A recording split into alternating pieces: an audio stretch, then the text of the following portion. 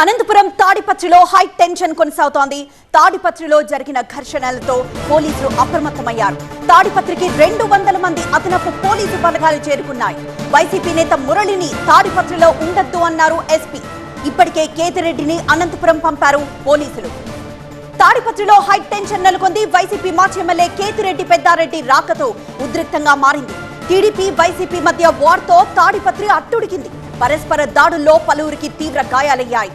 కీలక డాక్యుమెంట్లు తన నివాసంలో ఉండడంతో వాటిని తీసుకువెళ్లడానికి పోలీసుల అనుమతితో తాడిపత్రికొచ్చారు కేతిరెడ్డి పెద్దారెడ్డి. ఈ విషయం తెలుసుకున్న టీడీపీ కార్యకర్తలు పెద్ద సంఖ్యలో తరలివచ్చారు. పెద్దారెడ్డి ముఖ్య అనుచరుడు మురళి ఇంటిని ముట్టడించారు. వాహనాలకు ఆందోళనకారులు ధ్వంసం చేశారు.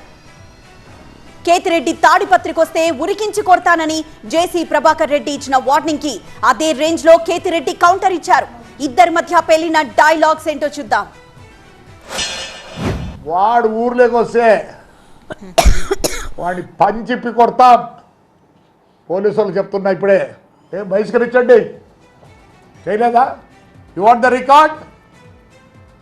ఏ దానికి బహిష్కరించారు అండి? పెద్దారెడ్డి అంటున్నాడు ఫ్రాక్షన్ చేస్తా అని. పోలీసులు ఉన్నారు ఫ్రాక్షన్ చేసినారు.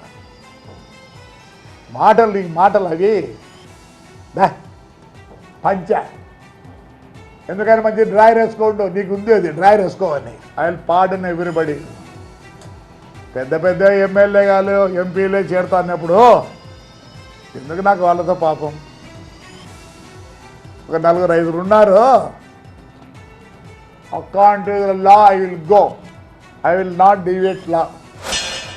ఇలాంటివన్నీ మళ్ళా జరగకూడదు అనుకుంటే తట్టుకుంటే ఈ అసాంఘిక కార్యక్రమాల మీద పోలీస్ అధికారులు గట్టి చర్యలు తీసుకోవాలా. ఈరోజు జరిగిన మురళీప్రసాద్ రెడ్డి ఇంటి మీద జరిగినది చాలా బాధాకరం. నాకు మంచి మిత్రుడు, అలాంటి వాడి మీద జరగడం నేను చాలా చింతించుతాండా. అంతేకాదు గతంలో కూడా అతని ఇంటి మీద జేసీ కుటుంబీకులే దాడి చేయడం జరిగింది. ఇట్లా ఒకరి ఇండ్ల మీద పోయి దాడి చేయడం అనేది చాలా నీచమైన సంస్కృతి.